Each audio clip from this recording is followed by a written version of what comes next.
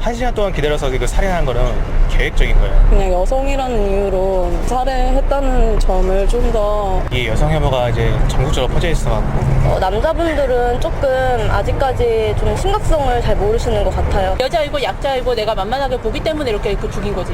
어떻게 이 나라에서 젊은 여자로서 살아갈 수 있을까? 예, 지난 화요일 새벽 1시 서울 강남역 인근 상가의 화장실에서 20대 여성이 30대 남성에게 잔혹하게 살해를 당했습니다. 이 사건이 더 충격적인 건 그 남성은 그 여성을 처음 본 일면식도 없는 사이였다는 점, 그리고 서울의 한복판 강남역에서 벌어졌다는 점, 게다가 여성 혐오가 살해의 원인이었다는 점. 이 때문에 지금 이 여성 피해자에 대한 추모 열기가 온 오프라인을 막론하고 뜨거워지고 있는데요. 오늘 첫 순서 이 사건을 통해서 우리 사회를 좀 들여다보죠. 먼저 밤사이 진행된 수사 상황 CBS 사회부 구용회 기자 나와 있습니다. 어서 오세요, 구 기자. 네. 그제 새벽에 벌어진 이 사건 도대체 어떻게 된 사건입니까? 네, 그제 새벽 1시가 조금 넘어서요. 강남역 주변에 그 주점과 노래방이 있는 데가 있습니다. 유흥가요? 예, 그렇습니다. 공용 화장실이 있었는데요. 여기에서 20대 여성이 지인들과 술을 먹다가 화장실을 갔습니다. 그런데 예. 마침 그 화장실에서 기다리고 있던 30대 남자가 이 여성을 흉기로 찔렀습니다. 그래서 살해된 사건인데요. 이른바 지금 강남역 그 묻지마 살인 사건으로 그렇게 불리고 있습니다. 예. 용의자, 30대 용의자는 경찰에서 여성들이 나를 무시해서 살해했다. 이렇게 진술을 하고 있습니다. 이 때문에 이 사건이 여성 혐오 사건으로 규정되면서 지금 추모 열기가 높아지고 있습니다. 예. 밤사이 이 남성에 대한 수사 어떤 새로 밝혀진 게 있습니까? 네, 경찰은 그 오늘 34살 이 김모 씨를 살인 혐의로 구속영장을 신청할 예정인데요. 예.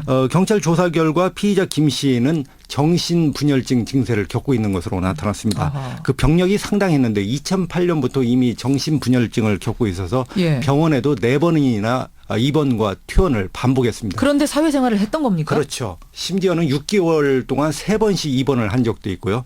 그래서 이 피의자가 마지막 퇴원한 것이 올해 1월 4일인데요. 예. 이 당시에 주치의가 약을 제대로 먹지 않으면 5개월 내에 재발할 수가 있다. 이렇게 경고를 하기도 했다고 합니다. 현장도 가보셨어요? 네, 오늘 새벽에 제가 약 10여 명의 그 젊은이들을 봤는데요. 현장에서 어떻게 여기에 오게 됐냐 이렇게 물었더니 밤중에 여성 혐오 사이트를 중심으로 예. 이 현장을 훼손하겠다 이런 글들이 올라와서 온라인에. 네네 걱정이 돼서 현장을 지키려고 왔다 이렇게 얘기를 하더군요. 그렇군요. 그 정도로 지금 열기가 뜨거운 거네요. 네네.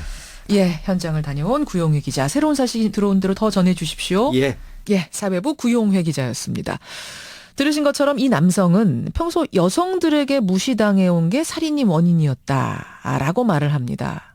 우리 사회의 여성 혐오 인식이 이 사건을 통해서 드러난 것 아니냐 이런 주장들 나오는데요. 좀 더 들여다보죠.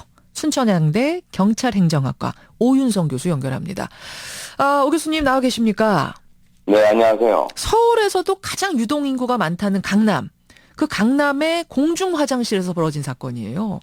어떤 점을 유심히 보고 계십니까? 일단 이 사건이 발생한 장소가 강남역 부근이라는 그 지역적 상징성이 있다고 보는데요. 네, 이 근처에 이제 피해자 직장이 있긴 하지만 특히 예. 유동인구가 많고 예. 젊은 남녀 커플이 많이 다니는 곳이죠. 그렇죠. 본인이 얘기를 한 대로 자기는 사귀는 여성이었고 평소에 무시를 많이 당해서 화가 나는데 예. 그 지역에서 이제 오가는 여러 가지 젊은 커플들도 많고 그런 모습을 보면서 본인이 좀 스트레스를 받고 있지 않았었는가 이렇게 추정이 되는데 강남이라고 하는 지역에 대한 나름대로의 어떤 특별한 감정이 있지 않았겠는가 이렇게 생각이 돼요. 특별한 감정. 그러니까 커플 자신은 솔로고 나는 이 사회에 굉장히 스스로 소외된 사람이라고 생각하고 있는데 다른 사람들은 다 짝이 있는 것 같고 거기에서 오는 스트레스, 분노감, 열등감 이런 게 있었을 거라고 보시는 건가요? 그렇죠. 예. 그리고 이제 또 하나는 그 이외에도 지금 이 사람이 정신병력이 있다고 얘기되고 있긴 하지만 예. 범인이 만약에 경찰에게 자기는 체포되지 않겠다라고 하는 이런 전제로 생각을 했다면 예. 자기는 뭔가 해냈다라고 하는 그런 만족감을 계속 오가면서 볼 수 있다라고 하는 그런 의미도 이제 있었다고 보고요. 그러니까 체포만 안 됐다면은 그쪽이 직장이니까 왔다 갔다 하면서 계속 현장을 보는 데서 오히려 희열을 느꼈을 수도 있다. 네. 만약에 이제 멀리 떨어진 그런 장소에서 범행을 했다면 예. 자기가 그곳을 가봐야 되겠지만 체포되지만 않는다면 내가 범인인데 경찰들이 자기를 찾지 못하고 있다는 이런 그 비정상적인 즐거움과 만족감을 느낄 수 있다는 생각을 하지 않았겠는가 이렇게 봅니다. 그게 또 범죄인의 심리 중에 하나인 거군요. 그렇습니다. 그렇군요. 그런 식으로 장소를 지금 분석하고 계세요. 그런데 이제 왜 이런 짓을 저질렀는가라고 경찰이 물었더니 평소에 여성들이 나를 무시했다. 그러니까 그 피해 여성이 나를 무시한 게 아니고 여성들이 나를 무시해서 아무 여성에게나 복수를 했다는 게 되는 건데요. 여성 혐오 이 심리 어떻게 분석하십니까? 사실 그 피해자학적인 측면으로 보게 된다면 근본적으로 여성이라고 하는 약한 상대를 선택했다라고 하는 그 의미 이상도 이하가 아니거든요. 그건 무슨 말씀이실까요? 자기는 나름대로 뭔가 이유를 대야 되지 않겠습니까? 근데 이제 그 여성들이 평소에 자신을 무시하니까 자기가 그렇게 했다. 뭐 그런 이유도 있겠지만. 예. 지금 이제 일각에서는 그 여성 혐오 범죄라고 하는 그 나름대로의 용어가 명명이 돼가지고 지금 또 남성과 여성들 사이에 있어서의 여러 가지 어떤 성간 대결 개념이 또 상당히 강조되고 있거든요. 온라인상에서는 그 댓글들 보면은 그렇더라고요. 예. 또 예. 그래서 제가 보는 견지에서는 뭐 여성 혐오 그 이상 이하도 아니고 그것을 너무 강조하는 거는 이 사건의 그 본말이 전도될 수 있는 그 위험성이 있다고 봅니다. 그렇군요. 여성이라는 어떤 약한 존재, 남성보다 훨씬 제압하기에 약한 존재를 범인이 골랐던 거지 꼭 여성 혐오 때문이었을까라는 데는 좀 더 들여다볼 지점이 있다는 말씀이세요? 너무 이제 그 범인의 그 진술 하나에 예. 사회가 이게 들썩대는 것은 바람직하지 않다라고 하는 그런 의미가 되겠죠. 그렇게 보시는. 그럼 지금 온라인상으로 또 오프라인상으로 벌어지고 있는 추모 행렬, 애도 열기는 어떻게 보십니까? 1차적인 거는 이 지역에 오가는 그 여성들 중에는 그 아무래도 젊은 여성들이 상당히 많죠. 예. 그래서 이제 그분들에게도 만약에 나도 저 사람이 될 수 있다라고 하는 그 두려움, 즉 일종의 어떤 심리적인 공황 상태가 이제 퍼지고 있다는 그런 현상으로 저는 보는데요. 그렇지만 우리나라에서는 이런 형태의 그 추모는 좀 드물죠. 그래서 이제 최초에는 한두 사람의 어떤 행동이 강남 지역을 오가는 그 젊은 분들에게 많은 영향을 줘가지고 그 커다란 그 사회적 공감대가 형성된 그런 현상으로 저는 해석을 합니다. 사실은 누구도 이제 젊은 여성분들 같은 경우는 자신도 안전하지 않구나.